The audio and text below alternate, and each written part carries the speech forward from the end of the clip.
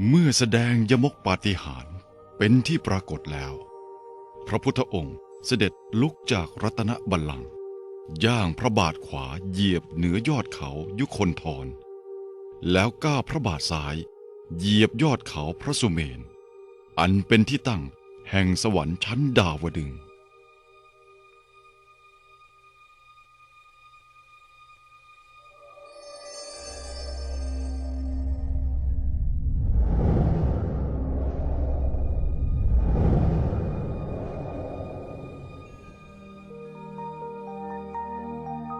พระพุทธองค์เสด็จพุทธดำเนินเพียง3 ย่างพระบาทก็เข้าสู่สวรรค์ชั้นดาวดึงส์ประทับนั่งเหนือบรรทุกัมพลศิลาอาสน์อันเป็นแท่นประทับของพระอินทร์ผู้ครองสวรรค์ชั้นดาวดึงส์เพื่อแสดงธรรมโปรดพุทธมารดาอันเป็นธรรมเนียมปฏิบัติของพระพุทธเจ้าในอดีตในกาลนั้นพระอินทร์และเทพยดาทั้งหลายต่างปิติโสมนัสพากันมาเข้าเฝ้า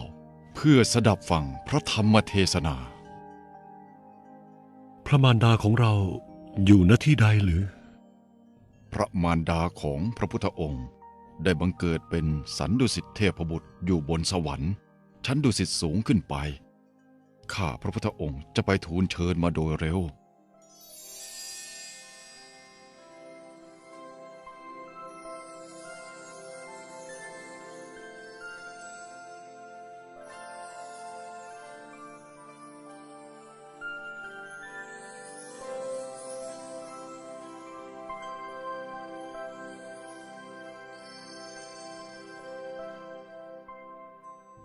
ขอพระมารดาเสด็จมาประทับใกล้ๆเถิดพระคุณของพระมารดาที่มีมาแต่อดีตพบยิ่งใหญ่สุดขนานับเราขอโอกาสสนองพระคุณด้วยพระธรรมเทศนาตลอดเวลา3 เดือนที่ขึ้นมาจำพรรษาบนดาวดึงส์พิภพเพื่อให้พระมารดาได้บรรลุมรรคผลนิพพานดูก่อนพระมารดาอวิชชาและตัณหายังคนให้เกิด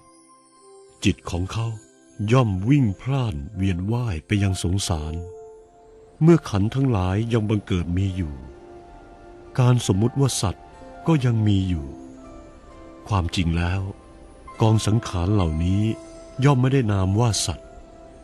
มีแต่ทุกข์เท่านั้นที่เกิดขึ้นมีแต่ทุกข์เท่านั้นที่ตั้งอยู่และมีแต่ทุกข์เท่านั้นที่เสื่อมสิ้นไปนอกจากทุกข์ไม่มีอะไรเกิดนอกจากทุกข์ไม่มีอะไรดับ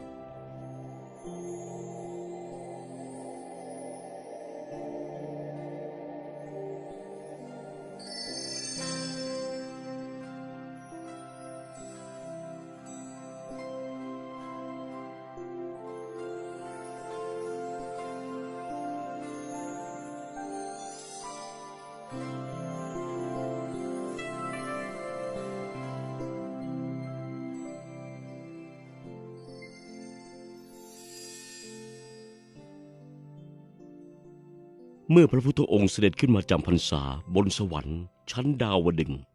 เพื่อตรัสพระธรรมเทศนาพระอภิธรรม7 คัมภีร์โปรดพระพุทธมารดามหาชนต่างสงสัยใคร่รู้ว่าเมื่อใดจะเสด็จลงจากเทวโลกกลับสู่โลกมนุษย์โมคคัลลานะจากนี้ไปอีก7 วันเราจะลงจากเทวโลกที่ประตูเมืองสังกัสสะเธอจงไปแจ้งแก่มหาชนเถิด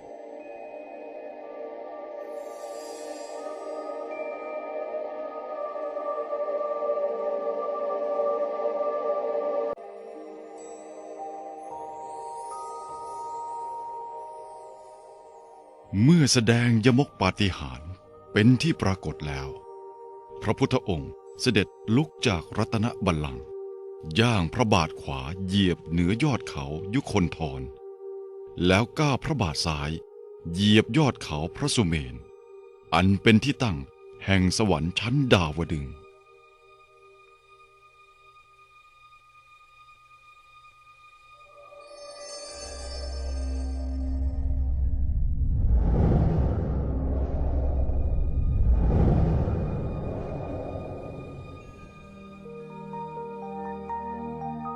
พระพุทธองค์เสด็จพุทธดำเนินเพียง3 ย่างพระบาทก็เข้าสู่สวรรค์ชั้นดาวดึงส์ประทับนั่งเหนือบรรทุกัมพลศิลาอาสน์อันเป็นแท่นประทับของพระอินทร์ผู้ครองสวรรค์ชั้นดาวดึงส์เพื่อแสดงธรรมโปรดพุทธมารดาอันเป็นธรรมเนียมปฏิบัติของพระพุทธเจ้าในอดีตในการนั้นพระอินทร์และเทพยดาทั้งหลายต่างปิติโสมนัสพากันมาเข้าเฝ้าเพื่อสดับฟังพระธรรมเทศนาพระมารดาของเราอยู่ณที่ใดหรือ พระมารดาของพระพุทธองค์ได้บังเกิดเป็นสันดุสิตเทพบุตรอยู่บนสวรรค์ชั้นดุสิตสูงขึ้นไปข้าพระพุทธองค์จะไปทูลเชิญมาโดยเร็ว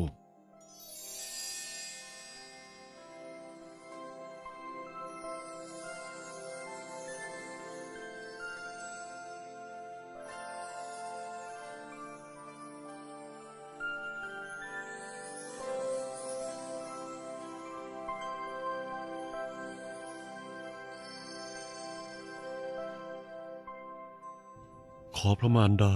เสด็จมาประทับใกล้ๆเถิดพระคุณของพระมารดาที่มีมาแต่อดีตพบยิ่งใหญ่สุดขนานับ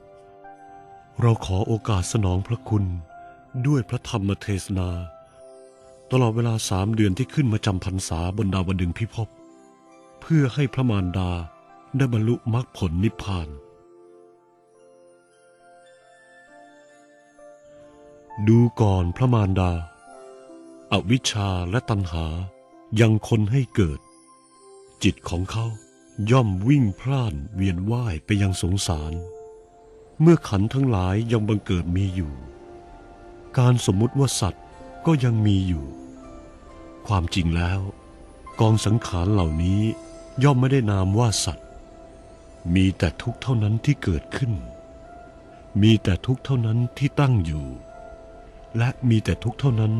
ที่เสื่อมสิ้นไปนอกจากทุกข์ไม่มีอะไรเกิดนอกจากทุกข์ไม่มีอะไรดับ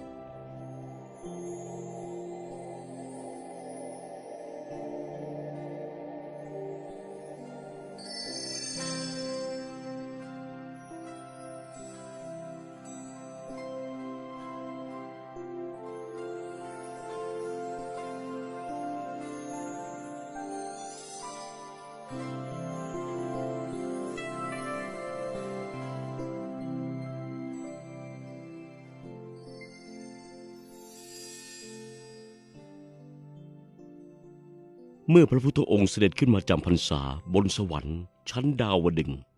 เพื่อตรัสพระธรรมเทศนาพระอภิธรรม7 คัมภีร์โปรดพระพุทธมารดามหาชนต่างสงสัยใคร่รู้ว่าเมื่อใดจะเสด็จลงจากเทวโลกกลับสู่โลกมนุษย์โมคคัลลานะจากนี้ไปอีก7 วันเราจะลงจากเทวโลกที่ประตูเมืองสังกัสสะเธอจงไปแจ้งแก่มหาชนเถิด